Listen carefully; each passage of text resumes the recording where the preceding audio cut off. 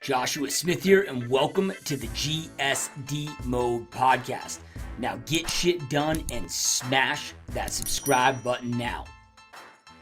What is up, my peeps? Joshua Smith here with another GSD Mode podcast interview. Every single week, I interview top real estate professionals, top entrepreneurs, and straight up top badasses out there dominating their space and getting shit done. And today, you guys, we got another amazing rock star guest here on the podcast. Our guest today, Ann Lusk. Now, Ann is a top producing real estate agent as well as a successful brokerage owner. And check this out, you guys. In addition to running, managing, and owning her own brokerage, she still personally is selling at such a high level where last year in 2020, she did over $91 million in gross volume sales herself personally. Not a team, that's herself personally, which is just absolutely unheard of in this industry, that type of production for one agent. And again, in addition to managing, running her brokerage and so forth.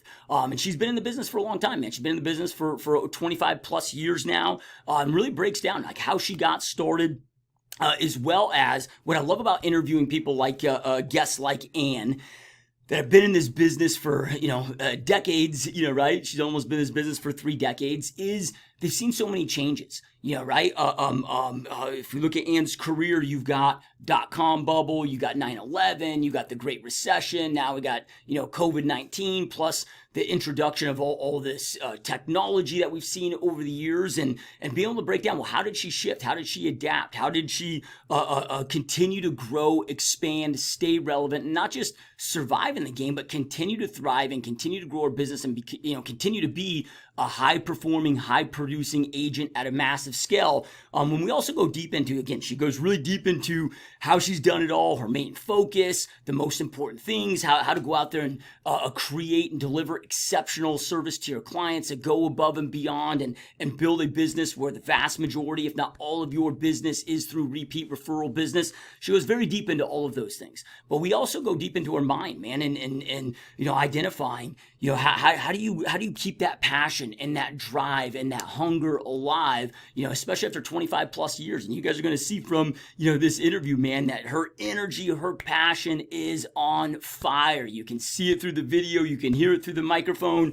Like she is just a driven, passionate person that is going out there and getting massive results. And we break all of that down. Now, real quick, before we jump into this interview with Ann, if you haven't already, make sure that you snag my new book, Dominate Your Real Estate Business Top Tips from a Top Producer. This is a digital ebook. It'll be into your email box within seconds. This is personally written by me. It's 42 top tips, strategies, methods that have helped me become one of the top realtors and team leaders on the planet. Nothing being sold, just top tips, methods, scripts, strategies, objection handlers, you name it. It's pretty much in here of how to go out there and expand and grow and dominate your own real estate business. You can snag your copy right now by going to joshuasmithfreebook.com. Again, joshuasmithfreebook.com. All right, let's jump on into this GSD Mode podcast interview with Ann Lusk. All right, Ann, welcome to the GSD Mode podcast. I'm so excited and honored to have you here with us. I'm honored to be here. It's always fun to share success and to see what you can do to help one other individual in your industry succeed. Yeah. Because one of the things that helped me when I was new is I had a mentor who unfortunately passed away a few years ago, but a person that really, really took me by the hand and gave me some great advice. And his first piece of advice was to get involved with Joe Stump It by referral only. I was a newer agent. I'd sold in Florida, but it wasn't like a serious business thing because I had another business down there. It was more like, oh, my other clients from my other business want me to help them. And I wasn't really, I would say Johnny on the spot real estate, like a business mind. It was more of I'm going to do this, and if I make money, I make money. If I don't, I don't. Where when I came back to Pennsylvania and got licensed and in 1995 here, I said, oh my gosh, I'm 30 years old. and I need to have a plan. I can't just hope for success. So I would say 6 months in the business, I realized I needed a coach. And the other thing I did the first week I started in real estate is hired my sister-in-law, Mary, for 10 hours a week to do the things I wasn't good at. And everyone in my office sort of looked at me like, you're brand new, you have no listings, no sales, and you have an assistant. And I said, of course, because I knew from a child when my dad had his own business that you focus on what you do well and let other people take care of what you don't do well.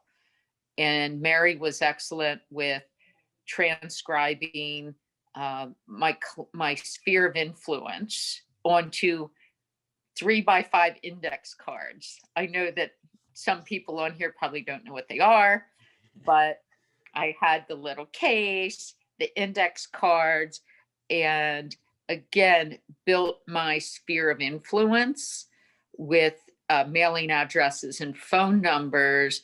Not a lot of people had email addresses back then. That's how long I've been doing this.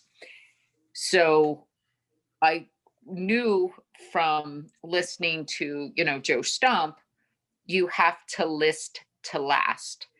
So as a new agent, I actually knocked on doors, met with people, and in a neighborhood that's not really expensive. I think my first listing was like 32,900, and I took that so seriously. A friend of a friend said, "Hey, my friends tried to sell this listing before. They're sick of the tenants. I said you were a brand new agent, so you would have plenty of time to market his property."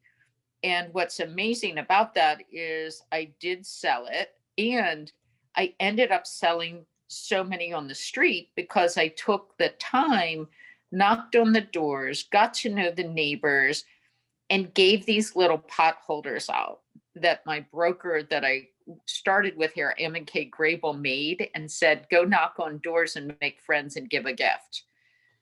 And those, that door knocking provided me with a lucky break, because at the time there was another house on the street where my listing was that was a foreclosure.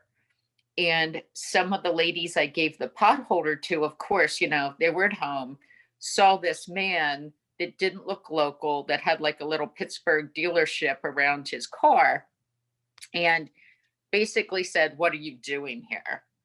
"Oh, I'm from Mellon Bank. I'm in charge of foreclosures. I need to find an agent to list a house." With 3 people, gave this man my card. So he called me, and it ended up to be a multi-year fabulous business relationship in the foreclosure world. And people say that foreclosures aren't lucrative, but as a new agent, it was really great for me. And I was never afraid of hard work.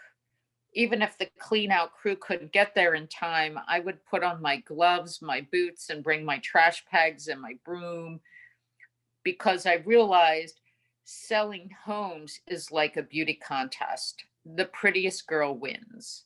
So I wanted to make even my dreadful foreclosures look pretty. And I would bring some accessories. I'd make sure they looked good, even if I had to clean the windows myself. And some of these listings were like $20,000. They weren't they weren't expensive. And I learned the power of referrals from that, and from those foreclosures I got a great number of buyers. And in my first year, I had incredible success numbers wise, like the number of people I served. Average sales price, I think, was around 54.9. It was not big, but I was very blessed because I did volume, because I'd sell one family member and they'd introduce me to multiple other family members. And one of the things that was a real talent of mine is I had studied Spanish multiple years and I had lived in Florida and California. So I could read Spanish, write Spanish. Back then, I could speak Spanish pretty well. So I found a niche, which Joe Stump said, find your niche. You got to list to last and you got to find your niche. So my list was like, my niche was going in there and then focusing on first time home buyers and people were first language. And it was pretty interesting the amount of sales and referrals I got in a short period of time, because I was serving a marketplace that really appreciated my expertise, because some of the other careers I had along the way, I understood how to fix people's credit, financial responsibility, and I would coach them. And some of the people, I worked with them 3 years before they could get approved, a mortgage approved, because they had spent their life making poor decisions. Like, I need a VCR right now. Yeah. And they would put $30 down and pay $30 a week for the next year. So they paid a lot of money for a $50 or $75 VCR. And through helping my clients like that, how I actually got into the high end was one of my clients was actually a janitor working in a hospital setting and was telling this executive how much I did for him, that he had a house, that I helped him for 3 years, that I taught him financial fiscal responsibility, that I helped him get his credit good, how I helped him streamline his spending, have a budget, and really educated him when we were looking at a house, because I had worked at Armstrong World Industries and sold to people that built things, modular homes, yachts, RVs, and I understood the construction process really well, taught him what to look for when we went to a house. And this executive said, I bought a house that was over 700,000. Yours was 54,000, and your realtor did so much more for you than mine did for me. I want this person's name and number.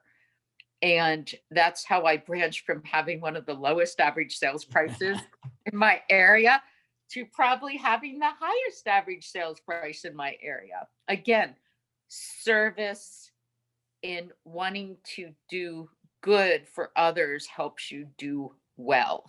Yeah. And being able to, like, think of that. I was selling foreclosures, repos, average sales price 54.9, and all of a sudden I get an opportunity to help a buyer that could afford between $600 and $1 million. Yeah. When the gentleman called me, I said, do you have the right person? The truth is, I don't have, I said I sold in Palm Beach and Jupiter, but I've not sold these high-end homes in Lancaster County area. And he says, no, you have the heart and the soul and the brains. Here's your opportunity. Don't mess it up. And it started with an area tour for a physician they were trying to recruit. And I really, because I also ran a Porsche Audi dealership in Santa Monica, California. Like, I worked there, I did sales, I did whatever they asked me to do there. And so I understood service to high net worth people. And I knew that they knew 2 words, and that was right now. The other 2 words were proper preparation. So before I even, picked this person up, I spoke to them, asked them what they liked, asked them to send me pictures of their favorite pieces of furniture or art, or where they live now, their favorite rooms in the house. And that was a little more challenging back then because they literally had to put the pictures in a envelope and mail them to me, snail mail. And then I said, well, how would I want to be greeted? So I found out where they were staying, assembled a gift basket with a map. Imagine that, a map of the area, and put together this basket and had it ready for them at hotel for their arrival with a card.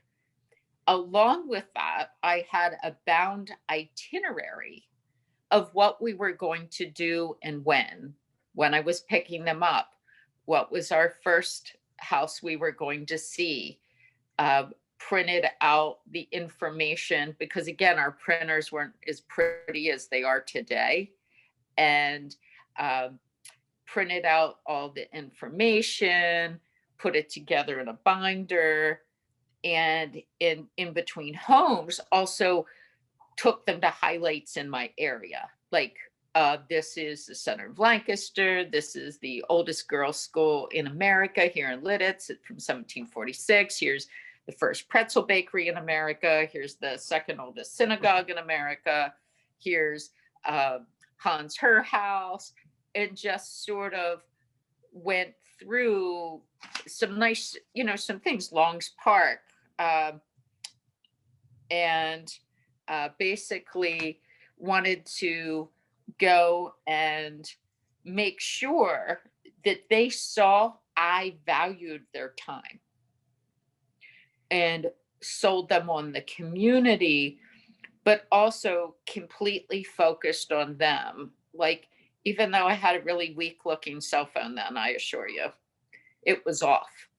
And my focus was on them. And I remember being a little nervous about it, but I got a rave review because they felt that I really was prepared.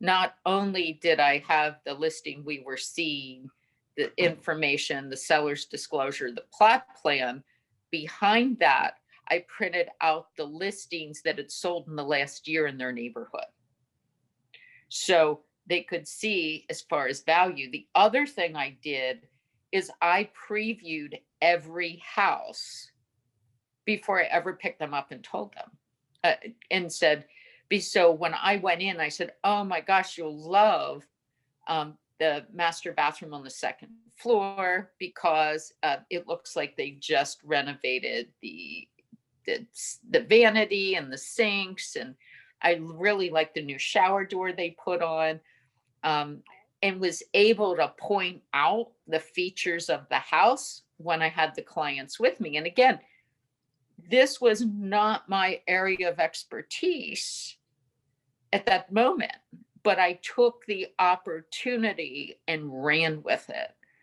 And I think that a lot of agents miss great opportunities because they don't take the time to properly prepare for success. Yeah. And I see it. I see it all the time. They would just refer to me as lucky. No, staying up to 3 a.m. and reading every seller's disclosure and pulling comps and organizing the trip for this person that had 2 days to buy a house was not luck. It was preparation. And I probably prepared 3 days to make sure those 2 days were rock star. Yeah, no, I love that. It's so amazing. So then obviously they had an amazing experience. As you mentioned, they gave you an amazing review. And now you've, serviced that high-end market. As you mentioned, that was kind of your first opportunity at that. Then from there, how did you kind of continue that momentum to continue, where it wasn't just a one client thing, it became, that became the new niche, if you will? I would say that from that moment, I worked very hard to continue to build relationships with those high-end buyers. through several different avenues. One, I was the membership chairman for the medical auxiliary, the doctors' wives, basically. We did charity events, fundraising, and I gave back to the community because I think that's really important, because my people that had great business experience with me would refer me to other people, but people then could see me in action as part of fundraising events as well. They saw that even though I was an incredibly busy person, I took time to do good for others, and I completed my tasks, and I was responsible and accountable, which I feel makes a big difference. People see your actions. Words don't mean a lot to people. Actions do. How does that person act? How do they consistently act? What do they do? And I feel that that was hugely helpful and rewarding, because helping others is always rewarding. You don't do it to get anything out of it, but rewards come from doing good to others, and doing those good deeds and doing things that other people don't want to do. A lot of other people don't want to take their Saturday morning or Thursday night or Sunday afternoon, volunteering or making the calls to raise money for an organization. And I find that the agents that are super uber successful always take time to give back, and it builds their business and their reputation and their character. Again, people, I never put the awards or the amount of sales in any listing presentation, because the truth is, no one cares. It's not about me. My client says, what's in it for me? They don't care, if I'm Susie Superstar with my face everywhere. They really don't want it. They don't care. They only care about what they need to accomplish for their real estate transaction and their goals. And I think agents sometimes get lost in it being about them versus being about their customer. And I feel like that has really propelled my business. Also, I've always had a good marketing plan. And it's not something I just throw up against the wall. It's strategic. Every week, every listing I have, I look at every picture, every MLS, how many Zillow saves, reviews. I look at the pictures and I say, am I wowed by this house? If not, what do I have to do differently to change the perception in the marketplace? Where else can I advertise this? What niche am I missing? And the other thing is, I don't care what the price range is of a house. Dante, my stager, has been with me for 20 some years. He's an independent contractor, but I think he's been in almost 98% of my listings, because again, selling your home is like a beauty contest. The prettiest girl wins. What little things can you do to make that house a wow? You sell your house differently than you live in your house. Okay, yeah. When you're selling your house, you're not leaving, a blanket on your couch with the pillow and a half drank beer can on your coffee table. Okay, you're not doing that. And what little things can you do to make your listing shine? And you got to think about it today. Your first showing for your customers on someone's phone. And if they're not in love with that listing in 8 pictures, what do? Go to the next one. Yep. Love it. And then I'm curious with, you've been in this industry for going on, this will be your 26th year in the business. 6 or 27. It's pretty long because I sold. Yeah. So when we look at that time frame, so much has happened, right?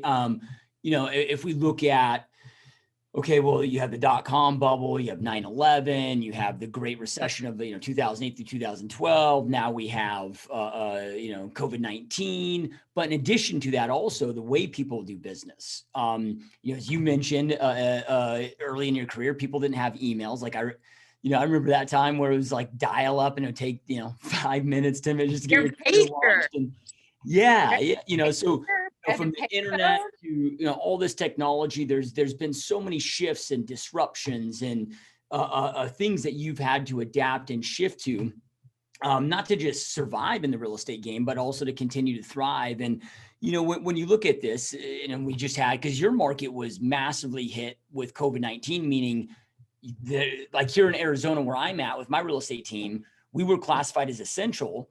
So we could continue doing open houses. We could continue doing business as usual. And there was some changes, but you guys were actually shut down and you had an amazing, massive year. But at a high level, if you will, like what do you attribute to your success of being able to adapt and shift through all these different changes over the years that have taken place? I would say I'm an extremely determined human being.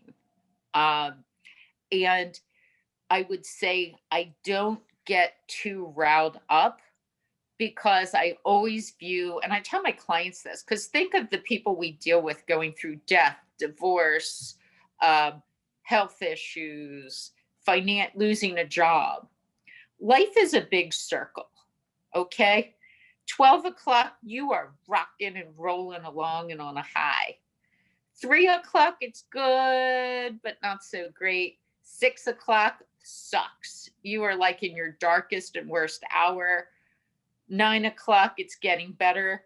12 o'clock, you're back at rock and roll, happy time. And I think that a lot of my success is accepting what is. And if you know my whole story, you would know that I know how to make lemonade because I've had some very challenging business situations with partners that just changed their mind about being in the business. And then I was a franchisee for a company, and they decided to sell a franchise to a company in my marketplace that was mammoth. And again, and then when they switched to the other name, all the small people were left out of the party, and I had to reinvent myself and had like 2.5 months to do it. So I am an expert at crisis management and reinventing myself. And the number one thing to do is don't cry and whine about the situation. I always seek solutions. There's a solution to every problem. Lay out your options and, take a different road. You can't, I remember 9/11. My son Matthew was born September 7th. I was in the hospital. 9/11 happened. I went home. I wasn't supposed to drive or walk up steps for 6 weeks. I can tell you, I think um September 12th, I was showing homes. And again, I don't let obstacles stand in my way. I say, okay, this is what I'm dealing with. There's a roadblock here. How do I get around it? And what do I have to change to succeed?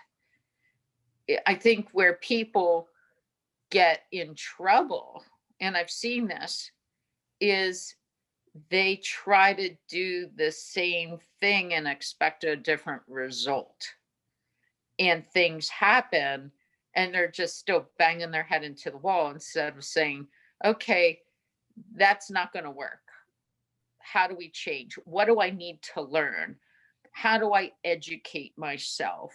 I've been a member of Joe Stump's by referral only for, oh my gosh,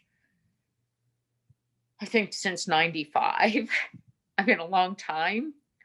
And one of the things I like about that is there's times where I have to dig deep and say, okay, here's the situation. How do I need to educate myself? Because in real estate, if you stop learning, you'll die. For real. Your business will die. You have to learn new things. And it's tough because I'm 56 years old. I didn't grow up with an iPhone and an iPad and a computer in my hand. I had a rotary phone and a calculator. And I was very grateful for the calculator. I mean, I thought that was way cool. I had a pencil that I had to sharpen and a notepad. Think of how far we've come. Now we can video, we can FaceTime. And again, you don't master those things without practice and taking risks and taking chances. I mean, I remember being at NAR and the gentleman, he's so cute too, that created Dot Loop was there. And I was looking at this and saying, oh my God, this scares me to death. I don't know. I don't know if I can do this. I do it. Do I use dot loop very well? Oh God, not some days. Okay, I have to call someone in my office. Please help me, rescue me. But I learn it and I keep trying to I master something. And I think most people give up too soon. It's just like when people get their real estate licenses. Most people give up in 3 to 6 months. It takes really 3 years to get your groove on in real estate because you have to crawl, walk, and run. I was very fortunate when I was in real estate because I needed to succeed. There was no fallback position. I needed to succeed. So I had no problems working 60, 80, 100 hours a week, knocking on doors, cold calling, doing open houses for agents, going to for sale by owners. I needed to succeed. And I think people have to have the mindset that they need to succeed. But also, they have to have the mindset that they can't look at the customer as a dollar bill. They need to look at that customer as a human being, as a person. And not every deal you're going to make money on, guys. You're just not. But you need to make a positive impression and an impact on the person's life you're serving. Yep. Love it. Couldn't agree more. And I'm curious at what point, because the beginning, as you mentioned, like you had to succeed. There was there was no plan B or option B. Like this was, is sink or swim, right? And you're talking about, door knocking, all those things that you were doing. At what point did it transition to where business, your business was coming from referral, where you weren't necessarily needing to go out there and door knock and do some of these other activities because that business was, starting to compound and build momentum? You're going to laugh. It was probably about 1.5 years. Okay. Yeah. I mean, I haven't called a expired or knocked on a door in decades. Again, I really kept in touch. And I remember the first 5 or 6 years I was in real estate, every holiday season, I'd go to every person I sold a house to and drop off a gift personally. After about 5 or 6 years, the truth, I had so many clients that was tough. So now I do something. I either send Godiva chocolates every Christmas, and I do it early so I get a huge discount, or Starbucks cards or Christmas card / holiday. I really try to tell people I care. In fact, today I got an email from a couple that I sold their house, oh my gosh, probably 12 years ago, but I still send them something at holidays. And they wrote me the most beautiful email. Like, we moved out of state, you know that you'll never do business with us again because we're like in our 90s, but we love that you still care and think of us. And though they don't live here, they move far away, they still refer me clients that live here. Yeah. And they say, we just can't believe she remembers us. She's probably losing money still sending us a gift. But it's not about that. It's about, I really value my customer base. I value my relationships. And it makes me happy to make people happy. Yeah, I love that. So I'm curious with, you know, fast forward to today, you know, we're in 2021 and there's a lot of amazing technologies out there. Unfortunately, a lot of people in our industry and other industries have utilized technology in a way that's replaced the human connection versus how do we use this technology to enhance the human connection? And I'm curious with what you do now today to kind of find that balance. You know, if there's technologies that you incorporate in certain things, and then kind of the important things to keep those relationships super strong and alive in the time that we're in now today. I would say I do incorporate technology. Like I'm a big texter, but I'm a texter and a phone follow-up person. I don't love emails as much. I'm going to tell you that because today I find that emails can get lost. And I don't always, appreciate that about emails. So I basically go and try to text and call. It is nothing for me to have between 11,000 and 14,000 texts a month. I'm very responsive to that. And thank God my car has talk and text, which helps. And then on the phone, I have I think it says sometimes I'm on the phone between 6 and 8 hours a day. And I wake up really early too, not to scare agents out there. I like to wake up about 4:15 a.m. Because I'm in it to win it. And so you get more done before, people start calling, and you get a lot done that way. And in organizing your thoughts, I always like to make a list before I go to bed of what's on my mind. I use technology I'm on the phone with somebody and I get off and I'm running into an appointment. I'll say, hey, Siri, remind me to blank. And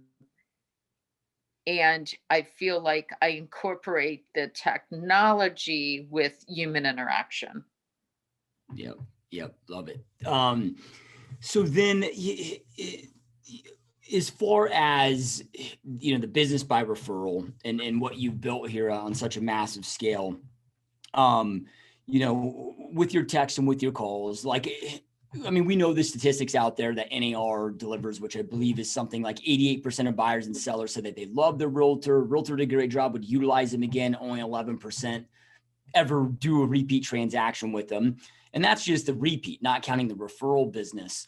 What have you found over all these years of experience are kind of the most important things, activities, whether it is, hey, making sure that you call and have a conversation X amount of times a year, doing, like you talked about the Christmas, like with chocolates or the holiday time, what are kind of some of those most important pieces that you think are crucial to keep that past client relationship alive that you'd recommend agents okay, make sure you don't drop the ball on these things?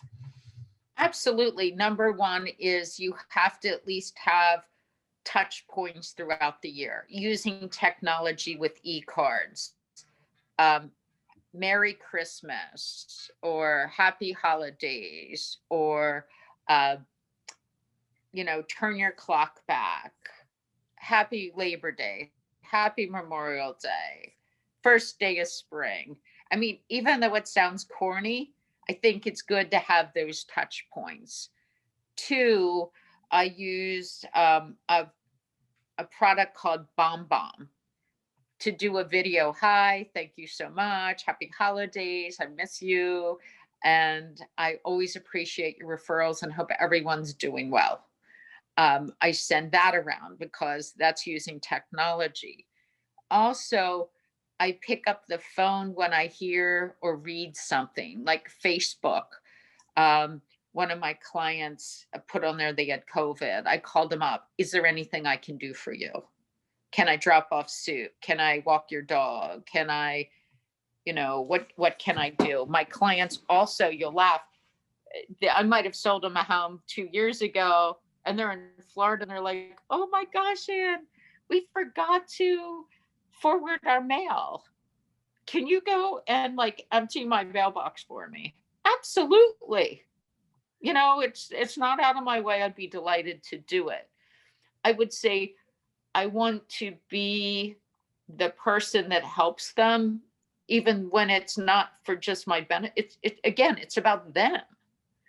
And I think doing little things, again, goes back to people look at your actions, not your words. And I feel like agents forget their clients. They don't even bring gifts to settlement. I'm seeing this more and more. Like someone just bought this great thing from you and you don't even get them a gift. And it doesn't have to be a big gift. It's called I thought of you and I'm grateful. Also, don't underestimate the power of handwritten notes.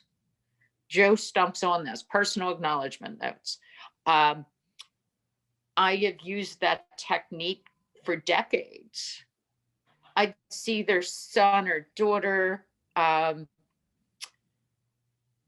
basically was athlete of the week or was got into Penn State, where I'm an alumni, or got into nursing school or law school or medical school. And those things, again, I think people appreciate it, even if it's a text. Oh my God, so proud of your daughter.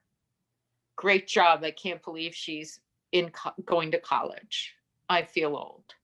Or, oh my gosh, I'm so sorry. I saw that your sister-in-law died.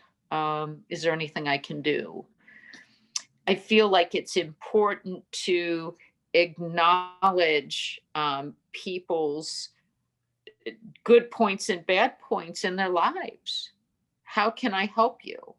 I've seen elderly clients at the grocery store during COVID, and they look like they're struggling, and I said to them, you shouldn't be in the store. I would gladly pick up a few things and drop them off at your house. Again, I think that agents need to be, looking to help, not always looking to get. Yeah, I love that. And I don't think it's that most agents don't want to do that stuff. I think a lot of it is that they get so busy and overwhelmed and but if anybody's watching or listening to this, I mean, if you're able to do all this stuff, any of us can do it, right? Because you're out there selling almost 100 million a year in business yourself, plus running this amazing, you got amazing brokerage and agents that you're having to lead and, assist and help with, plus, all the client. I mean, but with that being said, and I know you talked about this a little bit ago with what time you wake up in the morning and so forth, but how do you keep it all together? Because I mean, selling close to 100 million a year, doing all these things, going above and beyond for all of your clients, past clients, and involvement in the community, plus your brokerage and being there to lead your agents, and you have a life also outside of real estate. Like, how do you keep all this together? Well, I'd say number one, I have a wonderful broker and several managers that run my company because that's what they do best. I'm an incredible rainmaker.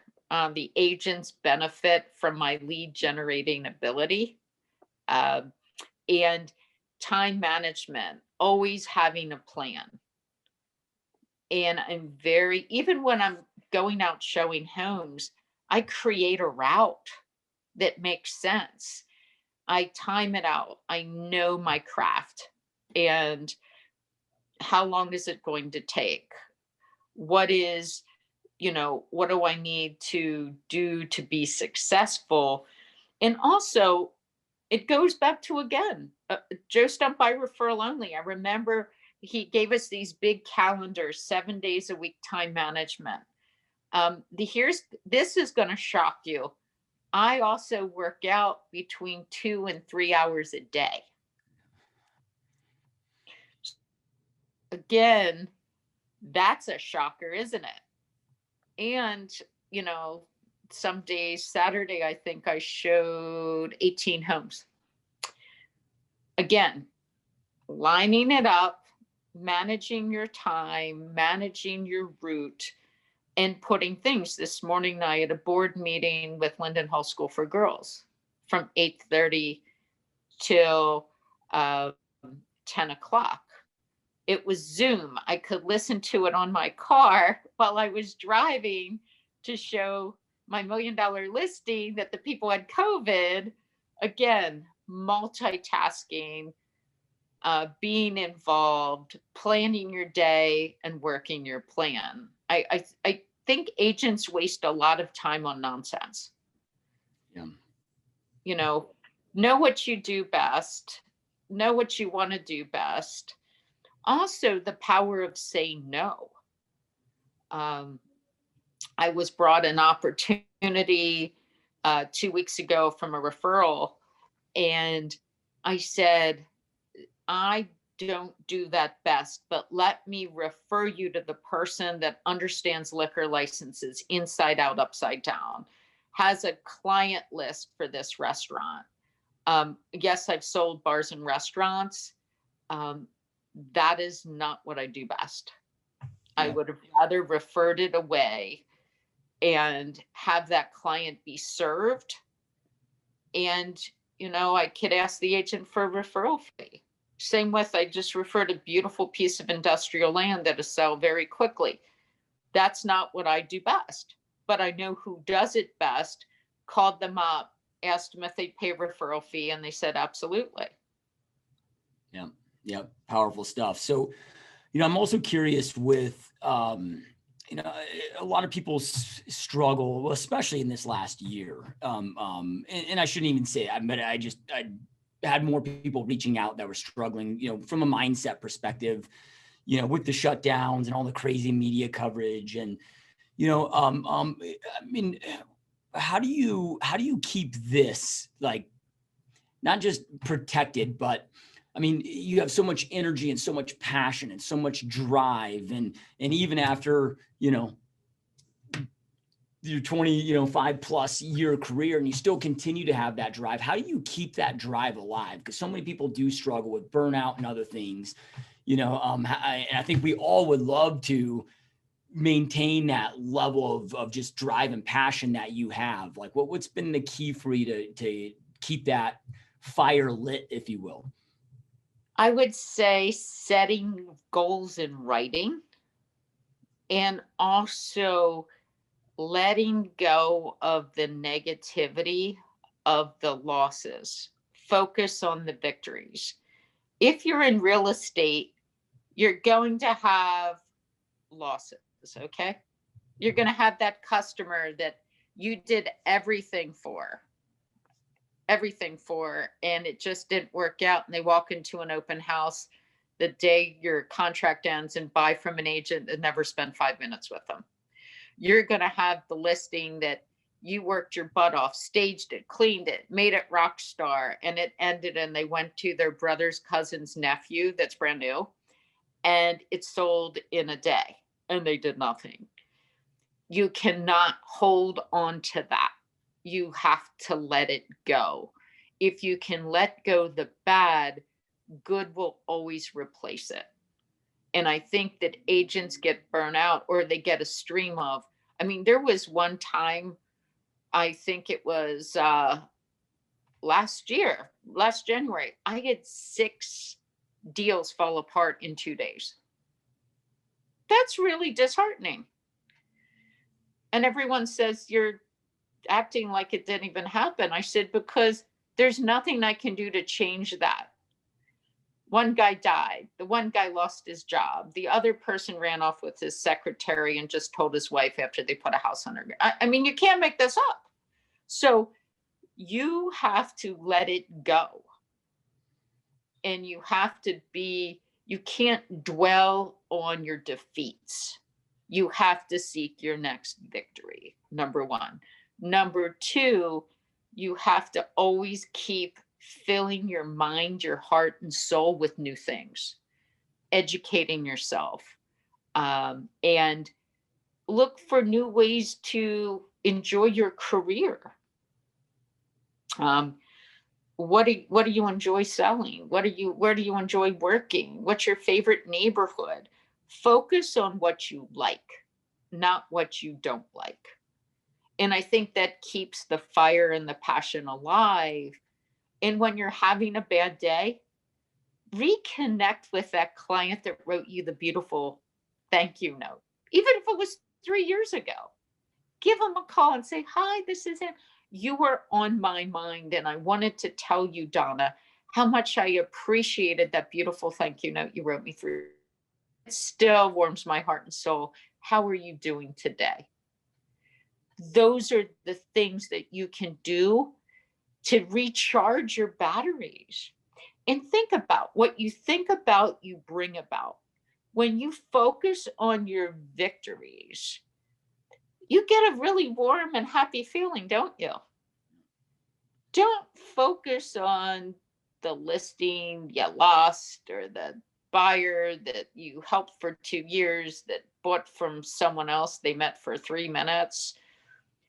Don't focus on your losses, focus on your victories, and bring your mindset to that place to be able to, like attracts like. If you're in a bad, nasty mood, what are you going to attract? Bad and nasty. The people that succeeded are the people that kept it positive and weren't talking about negative things. Yeah. They're the winners. Yeah, powerful stuff. So I got one last question for you here. But before I ask the last question, for those that are watching and listening, we're all realtors or tied to the real estate space here. If they have a referral for you in your market, or if they're a listener that happens to be in your market and they want to talk to you about joining your amazing brokerage, which I can only imagine how awesome it'd be to have you as a direct mentor and to be in that environment. And for those that also just want to continue following on this amazing success journey, where are like the best places to go do all of that at? Well, I think the best thing is just to call me on my personal cell phone or text me. And my name's Ann Lusk. My number is 717-271-9339. Again, 717-271-9339. And I was a TV anchor person. That was my first job out of college. Awesome. And those that are watching, listen, in case you're driving down the road, which I know a lot of you are that are listening to this on the audio platforms, if you just scroll below in the show notes, we'll have all the Ann's her cell contact info, all of that below as well. So last question for you. Knowing everything you know now throughout this whole amazing journey that you've had over these years, if Ann today could go back and have a conversation with your younger self when you first entered this industry and share 2 pieces of advice with yourself that you feel would have been extremely powerful to know, that would have just really fast forwarded, I guess, this success, journey that you've been on, what would those 2 pieces of advice be? 1, drop clients that suck the joy out of your heart and soul. Number 1. Number 2, don't focus on your failures too long. I think earlier in my career, I would relive the failures instead of putting the successes at the forefront in my mind. And if I could, I would be so much further ahead if I did that earlier in my career. Yep. Love it. Such amazing advice. And I know how busy you are, and taking time out of your busy day to share your amazing experience and all your knowledge with us has been amazing. And it's been a huge honor. Well, thank you. Thank you for the opportunity. And I hope I at least helped one person in their career today. That will make No, me so happy. 100%. Yeah. This has been so amazing, and it's going to definitely help a lot of lives. I know it's helped me, and it's going to help so many others. So again, thank you so much. And those that are watching and listening, as always, we truly appreciate you being here. Truly appreciate all your support. Keep up all the amazing work, and we will see you next time. Thank you. Best wishes. I hope you enjoyed this GSD Mode podcast episode. Now make sure you get shit done and smash that subscribe button now.